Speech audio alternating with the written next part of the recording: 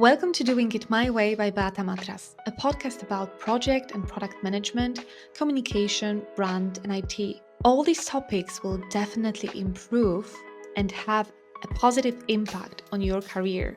So join me today, subscribe, and expect a new episode every week. Thank you. Today, we're venturing into the dynamic markets of Middle East and Africa with Agnieszka Klimczak, an international business development consultant with almost 25 years of experience abroad. Agnieszka is not just about connecting businesses. She's about building bridges between cultures. Welcome, Agnieszka. It's great to have you here. Good morning, Beata. It's a pleasure to be here with you. And thanks for this fantastic introduction. Indeed, it's still surprising me that it's almost 25 years. It makes me feel old. But no, I'm not old. I'm super young. Yeah, definitely. You look amazing. So let's move to the first question, which is about your journey. So, Agnieszka, could you share with us your journey from architecture and interior design to supporting Polish companies' expansion into the MENA region? What sparked this transition?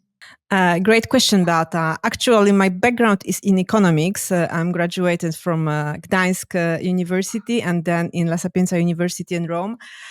Somehow, already during my studies in Italy, I was involved in and worked with architecture office. At that time, we are talking more than 20 years ago. And yeah, this is how it shaped my future. It wasn't, it was just coincidence that I ended up there. However, architecture was always close to my heart. Then when I moved to the Middle East, with all its development and my experience in architecture and interior design field, also a little bit construction, I ended up in interior design and architecture office. Somehow I'm trying, to get rid of this, but it's always coming back to me. And I think, maybe in previous life I was an architect or Arabic princess. And this is how I see it. Because still I don't have any technical skills, but working so many years with architects, of course, I gained some knowledge about this field. I know it pretty well how it works in the Middle East. Then when I came back to Poland a few years ago, I moved back after my long life as immigrant.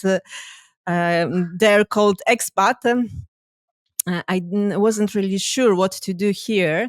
I was a little bit lost. I didn't have any professional experience in Poland. I didn't know any people. And, people around here and there started to see me as, as you called it, kind of bridge connection. So this is how it started. My friends from my professional life back there was telling, "Oh, you're back to Poland. I'm taking part in a tender. I need this and I need that. And can you find me? I heard that you in Poland have good companies and good prices and good quality and so on, so on." So this is why I started, to search here, to be building my network, to building my name, to start connecting with different kind of businesses. And, I found myself comfortable in this, knowing these two words, also knowing the culture, knowing how to talk to Polish people and knowing how to deal with Arabs, which is not so obvious for Polish people that are used to work mainly with, our first market in terms of exportation is Germany. And you sell completely different to German than you sell to Arabs. And it's not so obvious for most of Polish entrepreneurs here. Yeah, definitely. This seems like very, distant, very distant. And I'm not talking only about like a kind of the distance between the countries, but also about the culture. But what drew your attention or focus for the MENA region? Why Arab countries? This is a very good question that still I'm searching in myself the answer for this. Last week I met some friends in Italy that were assisting me at that time when I was there, when I took this decision. And I'm asking myself, and they're asking, yeah, why did you choose Dubai? When was I was there, I had a pretty nice life. I was living close to Rome, Italian style. I had degree. I had pretty nice situation. But I said to myself, time to change. Yeah, I was considering different location in Italy and abroad. Somehow I choose Dubai. Ask me why. I don't know. At the time, Dubai was half of what it is now. I remember it was not even 1.5 million inhabitants. Now it's over 3 millions. I mean, no one heard at the time about Dubai. There was no Palm Jumeirah. There was no Burj Khalifa was not yet over. There was, you needed visa to go there. Visa that applied before. You was waiting. There was no direct flight. I mean, there was some a few direct flights from Italy at the time. There was no direct from Poland. They introduced direct flight in 2012, and this is when they removed visa, and you got visa for at arrival. I think it was just my destiny. This is why it was, me, very young. I mean, unexperienced with my English. Well, not really fluent. With very strong Italian accent at the time because I used to live almost 10 years in Italy. Somehow I took this adventure. I said, okay, why not? Let me try this completely different word. But, I think it was pretty easier moving from Italy with, having this Italian background and culture that is closer to the Middle East rather than, moving from Poland. That is, completely different word, especially at that time. Okay, and what potential did you see for you or like Polish businesses in this part of the world? First of all, we should look at demographic. I mean, we here in Poland and in Europe, we are getting old. We are less and less ourselves. Yeah, our demographic rate it's negative. So it's more people dying than getting birth. Yeah, and there still it's young population. So they still need to buy everything. They need to use your services. They are wealthy, not all of them, but they are getting there because not everybody is sheikh, not everybody is rich there, but people are there. Development it's still there. They are still growing, as well as Africa. I mean, it was already late. Jan Kulczyk years ago, I think it was like 15 or more years ago, that he was saying that Africa and the Middle East is the future of business, especially for Europe. I mean, we are going towards the minimalist lifestyle. We don't need more things. We have everything. Yeah, we need just to save and live with what we have, not to consume too much because we are aware also of the planet and consumerism and so on, so on. And there are still more and more people, so they need to build houses. They need to equip them. They have many kids. They're building their roads. They're building their infrastructure, both in the Middle East and now Africa. So if you want to succeed, if you want to grow globally, I mean, there are places to be, as well as Asia. But I'm not that specialist in Asia, as my heart is with the Middle East. That's interesting that you mentioned also like demographics and kind of the minimalistic style and the kind of abundance of things we have or the kind of offer we have in European countries mostly, I would say. And let's move to like cultural differences and business etiquette topic right now. How have your experiences living abroad shaped your understanding of cultural differences in business practices, especially in the MENA region? I think you win always by listening and respect. However, whenever I'm meeting here Arab people living here, I mean, especially those from not really Middle East, but like North African, like Egyptians, Libyans, Iraqi. Let's say that not less wealthy. They always telling me that I'm different. I mean, I'm different because I know how to talk to them. Mm, it's my. I mean, talking with Arabs, it's my the daily bread. It's my environment. So it's I'm a little bit more open. I understand them a little bit. Better, as I mentioned before, usually Polish people, business it's oriented for Germany, yeah? The biggest, closest market, and business in Germany is so-called transactional. and there you have relationship style of business. You have to build a relation. First you start with small talk. You talk about weather, about travel, about food. Those let's say safe things. I like people. I like to be around people, and I'm curious.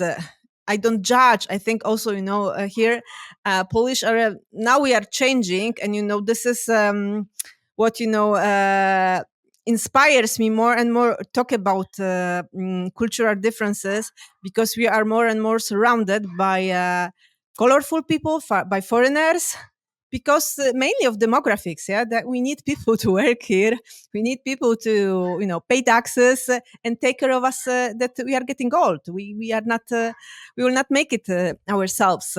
And living being like you're traveling to Dubai, you're surrounded, you will go for a dinner, every person will be from different culture, talking different language, looking differently. I mean, it's if you're open for this, it's amazing. I remember once, my friends moved back from Dubai here, back to Poland. They said, the only thing of Poland, it's the only mistake, let's say, of Poland, is everybody here is Polish, because you are surrounded by foreigners. I mean, it's natural that you're doing your Christmas. You're inviting your friends. Everybody will be from different country. You're going, for the Muslim festivities. You will have, Muslim from different countries. You're celebrating Diwali, Indians, or you will have even Indians from different nation, and so on. At work, everybody. I was the only European person at office for many years. Then I had colleague from Greece.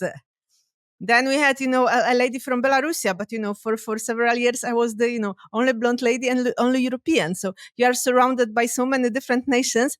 I mean, it's making you richer as a person. I mean, in terms of not of money, but your culture, your knowledge, your experience, and it's completely different than the learning in from movies or internet or whatever. Yeah, definitely, definitely. And it's, even like visualizing that environment full of different cultures, different people, different point of views. Yeah. It's almost like traveling, but through different minds of people. And because of that, like by talking to them, you like learn a lot.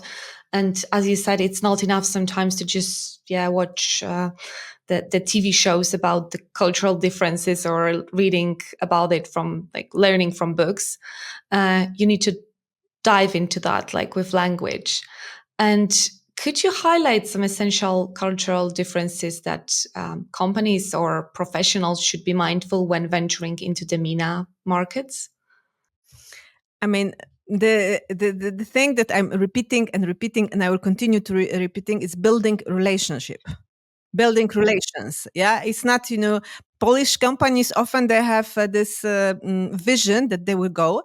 They will meet you in a shake, and the day after they will sign a deal, and the following day they will have millions on the bank account. It doesn't work like this. Most of the companies that succeeded there, they're going, meeting, they're establishing offices, and when's the moment, it's clicking.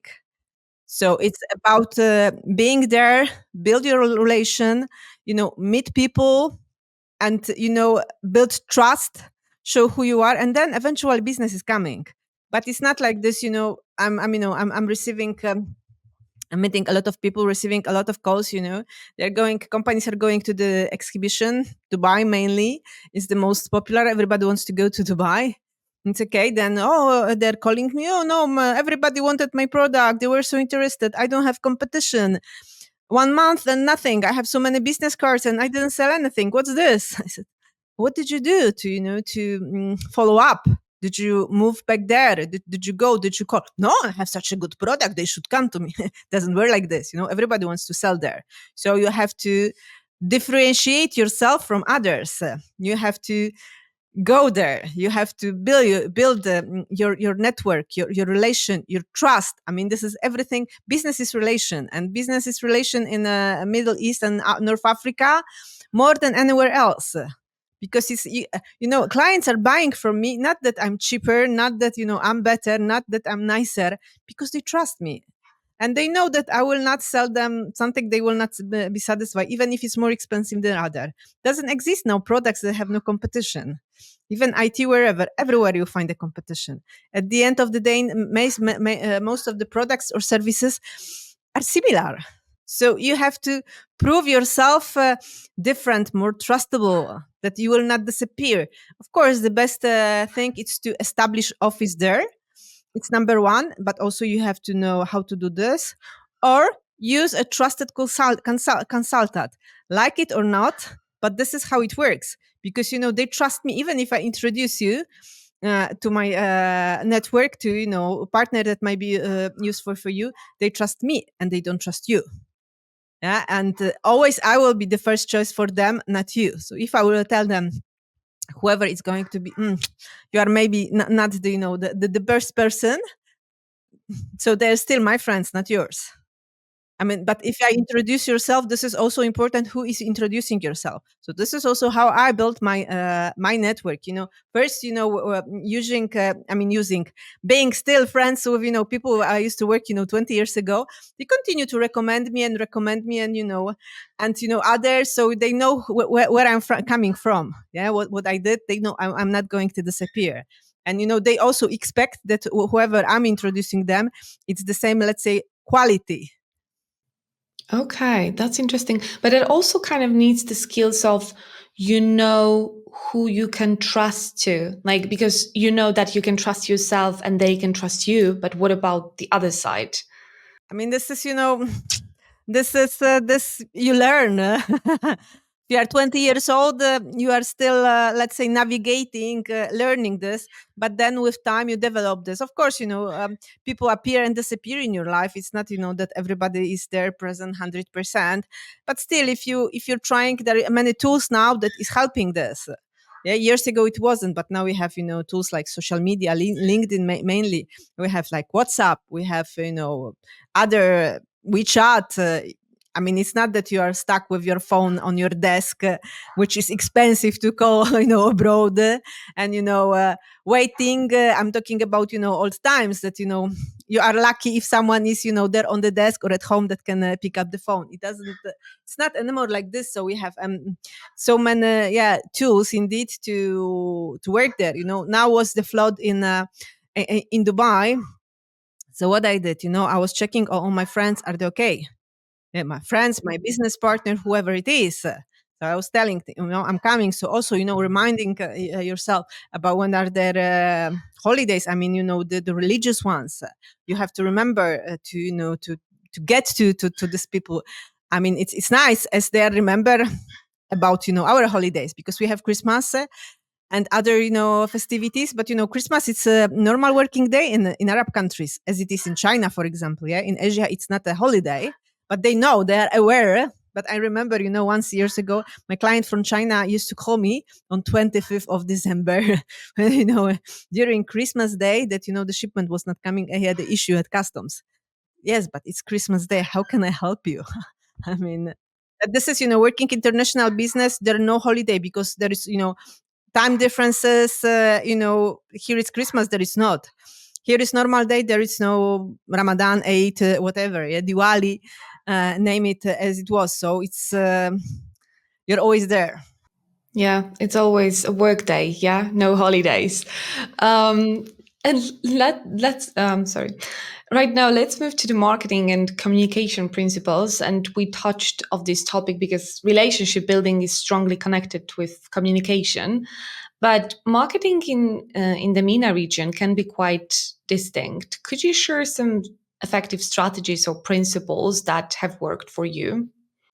Marketing indeed is very important, because as I mentioned, yeah, you can have the best product at the world, but if no one knows about it, no one will get it. I'm working closely with cosmetics industry.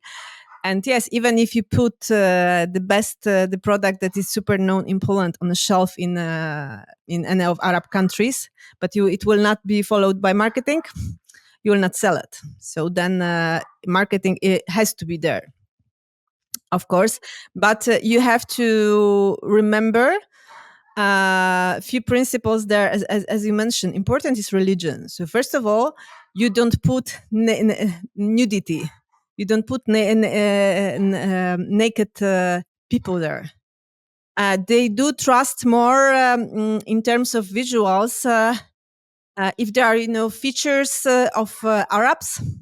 So if I said, okay, buy this shampoo, buy this cream, and there is, a face of white person with white hair. I mean, blonde hair, whatever. It's okay because it seems luxury, but it's more convincing for the people if it looks like one of them. Yeah. So this is why you will see more, Arab faces, or if there is a mix at least. Yeah. They're, blonde and black, because they're my friends are telling me, yeah, but it's blonde, so it will not work for us. We're dark, or it will not be good for my hair, or whatever. But then you have to also remember about their values when you're working on marketing strategies, which are a little bit different than ours, but still similar. The family is important. Their religious festivities. We have promotions. We are thinking about Christmas and so on. They have their other religion, like Ramadan, national days, which is a little bit different. You have to take everything into consideration. Also, climate wise, also different habitus, completely different lifestyle than ours. They do more nightlife. I mean, not in terms of clubs, but as the temperature, it's let's say more easier to live. So often you work, and evening hours are longer during the day, because when it's super hot, it's also tiring. So there are so many elements that in marketing you should consider. Also different marketing channels. What is the best, most trending social media channel? It's Snapchat. That is not working anymore in Europe. Yeah. You see, the Facebook is almost dead there. So you have, there are many little things that we don't know. TikTok, of course, is very strong. It's a very strong competition from China and Korea. Also, in marketing, you have to consider who you're competing with. And that is completely different competition than we have here in Europe. Completely different customer. They trust their people rather than us. Yeah. Because if their local influencer said something, I mean, they don't care about your influencer, because they have their own people. So there are many delicate things that if you are not there, if you are not taking this into consideration, you are not succeeding. And the marketing, whatever business you have, is number one, because even if you have best product, best whatever service, if no one will hear about you, you are not there. That's interesting. Actually, that reminds me about my trip to Korea, and I tried to use Google Maps there to like look for a place, or like see like how I can like get from one place to another. And I discovered by talking to people that they have like a their own app, like a neighbor map, because Google Maps is not working well there. So yeah, like you mentioned about the Snapchat, for example. Yeah, it's almost like the same, and until you get there and like see how people are operating, talk to them and just engage with them into like social activities, you will not be aware of these like slight differences. Oh, that's eye-opening, really. Thank you for that, Agnieszka. And another topic in like communication and marketing is actually storytelling. But often it's like different for the cultures. So how does storytelling in business communication differ in the MENA region? Do you see like any differences compared to other cultures? I mean, I would be back to what you said before. Yeah, Snapchat. Yeah, it's there. It's not here. But also, what is important, the WhatsApp calling is not working in the Middle East. So unless you have, some secret solution that are not allowed that, but I don't recommend. So this is important to know. In the UAE, in Kuwait, it's not working. In Saudi Arabia either. Saudi Arabia is working FaceTime, and you can call using Facebook Messenger. In the UAE. This is not working. Oman, Kuwait, Bahrain as well. Those calls are blocked. So a little bit more complicated. And of course, there are ways to skip it, but it's I do not recommend because it's not legal. And how regarding storytelling, it's as I mentioned before, related to marketing. They trust more stories related to their people. Of course, stories shouldn't be as neutral as can be. I mean, not involve politics because it's very difficult topic, because you don't know on the other side what is the what kind of beliefs has the person regarding, for example, American politics, which is influencing a lot what's going on in the Middle East, as well as us. Many other things they do not accept. When you're criticizing your politics in your country, they're telling me, okay, but you choose this government. So how you can be so negative? I said, well, I didn't vote it, but you have to respect what your nation did. So it's important in storytelling also take into consideration this elements of neutral. So don't touch politics because it's not as I was saying, regarding the small talk, you start with weather, travel, maybe family things. Also, you remember about the values like family, like it's very hierarchical society. It's very collectivist society. So important, that my neighborhood, my family, my tribe, it's important. So somehow if are able to put this details into your storytelling, you act more on the imagination of your of who is listening to you. As well, in business, whenever you have new product or services, the first question is it already in the Middle East? So if you're saying, okay, yeah, my main market where I'm spending the most time and I believe the most is Saudi Arabia. I said, okay, in Kuwait they already have, or in Dubai they already is. So they okay. The second thing is with whom you are competing. Who is your main competitor? So if you tell the name known to them, so they said, okay, let's talk. So this is also always something that makes or works on their fantasy.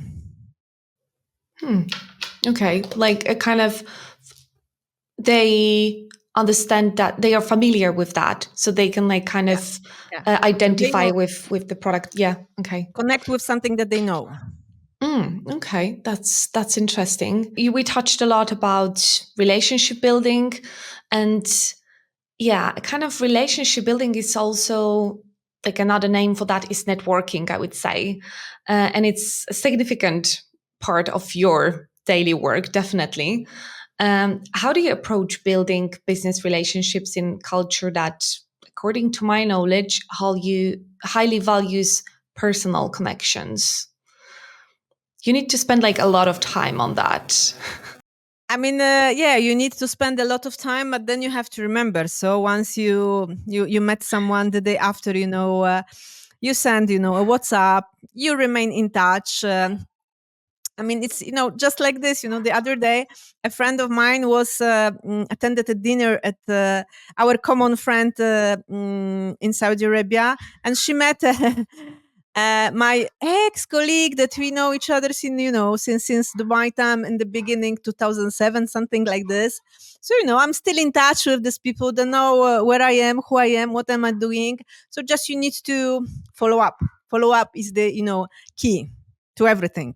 So just networking, you get to know people, but then you have to be there. I mean, also of course, traveling it's important, but having being here and there, you will not make it. When you are there, doing as much as possible, but always remember to be there.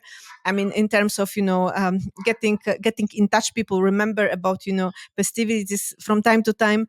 Hey, what's up? What's what's on? How are you? Just to check on people, how's everything. At least this is my way of doing. But considering it's we are in 2024, I'm with so many people in touch, living back in Poland, and they still remember me, they still connect me, further recommend me. So it's, if I'm able to do this working, and the business is coming out of this, means it's working, it's successful. Yeah, definitely. It's like, keeping your friends. Yeah. If you want to keep in touch with your friends, you need to like, yeah, write a message, call them, meet them from time to time. So it's almost like the same rules kind of from private life apply to the professional one. Of course, like keeping the boundaries of what we are talking about and what topics we cover and which we don't. And, yeah, I think you gave a lot of practical tips already in kind of mastering networking and business relationship skills in the MENA region. But can we like repeat some of those so the listeners will know what to do and what to do not? Okay. So first of all, business is a relation. This is number one. Follow up. This is number two. Be there. This is number three. Uh, Remember not to touch certain topics as politics, religion. That's the main thing. Then respect and listen, because also often sometimes you are you I mean, we cannot judge people by how they look like, because often you can wear, from our point of view, someone is wearing, we say, oh, someone is poor, but it can be, one of the wealthiest person ever. You sometimes you feel like, am I in circus, or it's, carnival, or what? Because people are wearing, different things that are from all over the world, because this is also what is, characteristic to the Middle East. You have people from everywhere. Yeah, it's not that you are dealing only with Arabs. In the UAE, Emiratis are not even 15%. Yes, there are. It's. I think now it's a 10 million population of United Arab Emirates, and out of which only 1 million are Emiratis. Yeah, pure ones. Of course, you have a lot of Arabs from different Arab countries, North Africa and other Middle Eastern countries like Lebanon, Syria, Jordan, Palestine, so on. So it's a little bit different, a little bit similar, but different. But still, you have for example, again coming back to United Arab Emirates, almost 4 million Indians. Once I had in training for one friend that was going to Dubai for business with his team. I was indeed teaching him about cultural differences, and after 4 days, he called me. Oh, Aga, I haven't met an Arab person yet. I'm 4 days here, dealing mainly with Indians. Then in other countries, there are not so many Indians as in the UAE, but still, you might be dealing with Polish because there are many Polish CEOs there, or a high position of Polish people, as well as from all nationalities there. So in Saudi Arabia, I have almost 60% of Saudis. In Kuwait, also there is like 40% of Kuwaitis. So you have so many different nations. So also this should be taken into consideration, and learn a little bit how to talk to people. To be the key always is the small talk. So of course you will meet also a lot of British, Americans, because they're there, but still it's such a, if you know how to navigate so-called international community, for sure you will succeed. If you don't know, you can learn it. The easy way, it's just listening, being there, observing people. It's not a rocket science. Plus, we are living in such a changing world. Globalization, what is a globalization about? That we have everywhere is the same. You go here in Gdańsk outside, you will meet a lot of foreigners from different countries, different skin colors, different nations. So already here we need to, learn how to deal and how to talk with them. Then you just apply it there. The same, first of all, the respect for the people, but this applies everywhere, wherever you go. And I just realized we said a lot today about the cultural differences, about relationship building, about doing business in MENA region, but we didn't mention one important aspect. You wrote a book about that. Can you say Yes, I something did. more about it? I'm Yeah. sorry. Like my apologies. I don't know. I don't know why I didn't ask that question before, but I just realized like, oh my God, you're an expert. You wrote a book about that. Can you share something more about it? My first driver to write a book was we are here dominated by stereotypes. Whenever I'm telling, well, I cannot meet you next week because I'm going to Saudi Arabia. What? How they're treating ladies in Saudi Arabia? All those you blonde lady from Eastern Europe. Doesn't matter. Business is business. So we don't have this knowledge. Here we are covered by negative stories and stereotypes about ladies in the Middle East. But there are only stereotypes because actually in business I'm really being respected, me as all other ladies that I know from here, from Poland, or from Europe. We are really respected in the Middle East, and I would even dare to say that men in business in Europe can learn a lot from Arabs there. This is my personal experience. Yeah, I'm traveling on my own, and it's much safer to travel, and in the Middle East than in many European countries. So that's number one. So stereotypes. It's first that we are dominated by these negative stereotypes, thinking bad mainly. There is no this positive things about Arabs. Then everybody thinks that Middle East, it's just money, that everybody's rich. It's not everybody's rich. Plus, even if they are, everybody's trying to sell them something. So, they're not stupid. What they did, having, this being in this geographical position, I mean, hot sand and nothing else for years. The only thing that they could do is trade. Yeah, they were, tribes moving from one place to another, selling things. So, they like Indians, they have, trade in their blood, which is not really our case. So they're much better in trading than we are. So you cannot cheat on them. And it's, Polish, this sheikh has money. I mean, they're wealthy. They have, petrodollars, so they can pay. It's not like this. Because yes, they have, but everybody's trying to sell them and they know the value, of these dollars, petrodollars, or whatever. So this is thing. Often, as I mentioned, I'm here in employer Pomeranian Employers Association.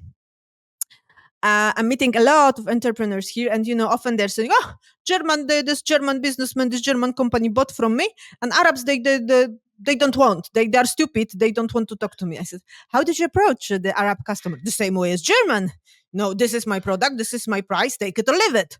And the Arab, he left. I said, "Well, I'm not surprised because this is not the way to deal with Arabs." I mean, did not even looked at me.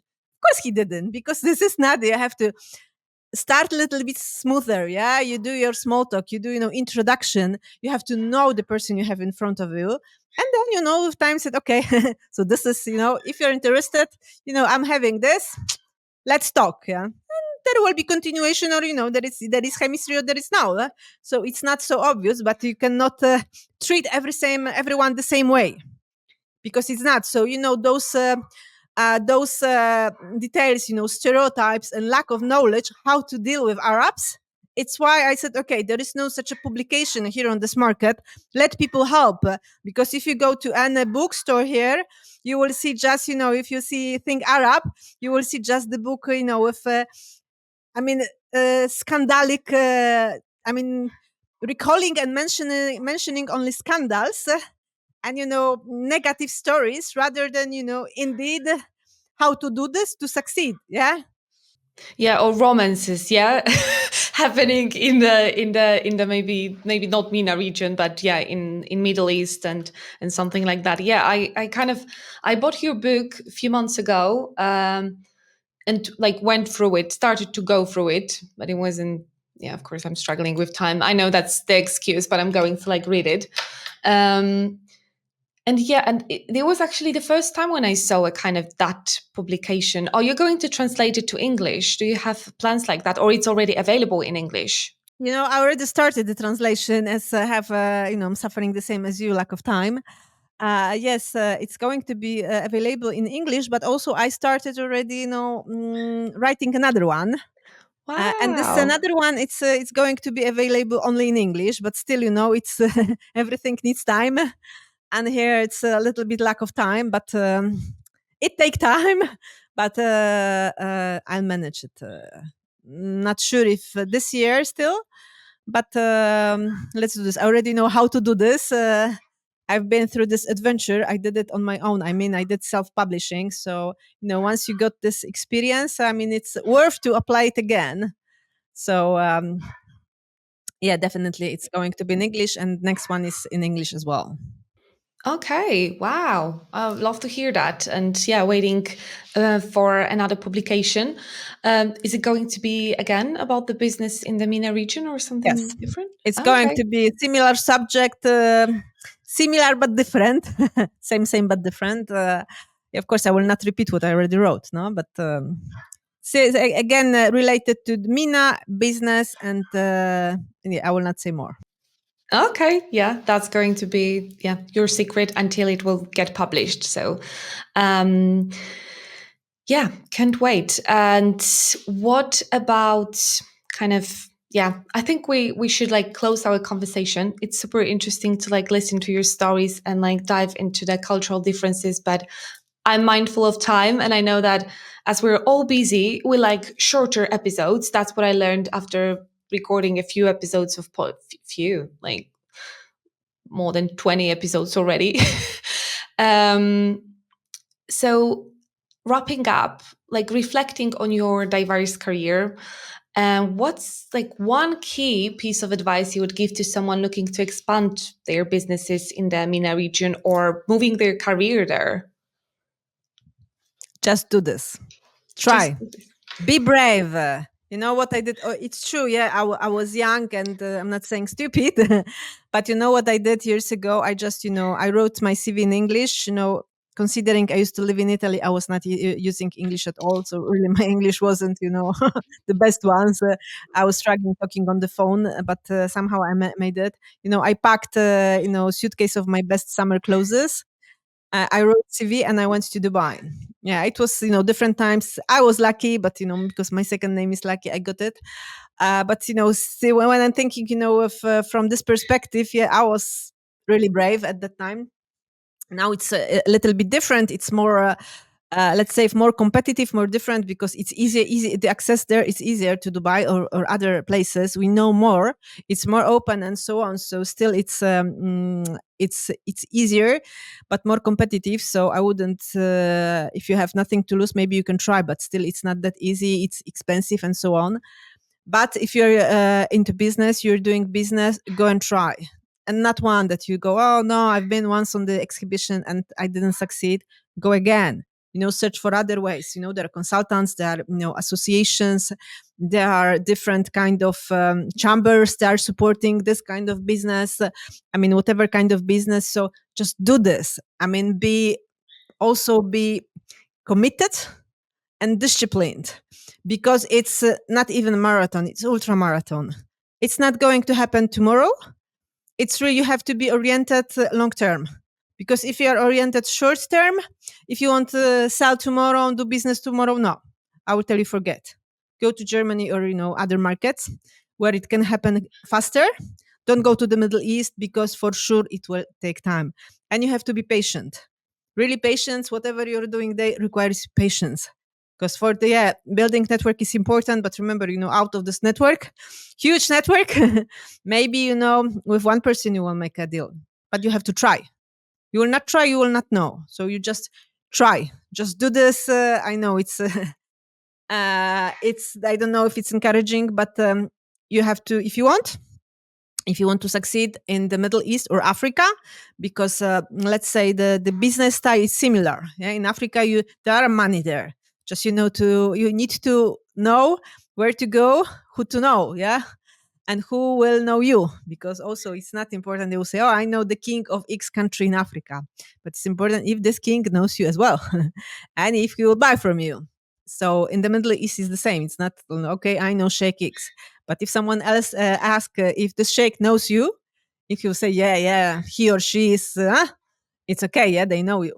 So then there is a chance. But if no one knows you and you think that you can make your business in the Middle East, on Africa, sitting on your desk wherever you are in Poland or wherever else, doesn't work like this. You have to move your three letters and go there and try and try and try again until you succeed. Yeah, it's costly, I agree, but I would say it's worth it because we are talking about long term.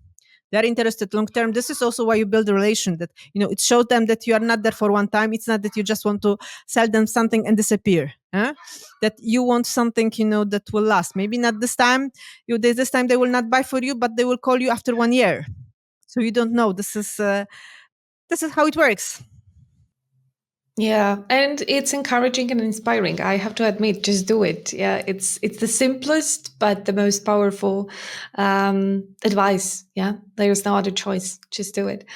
And like talking about just do it. If you look forward, what are the most exciting projects or ongoing projects or collaborations across different industries for you?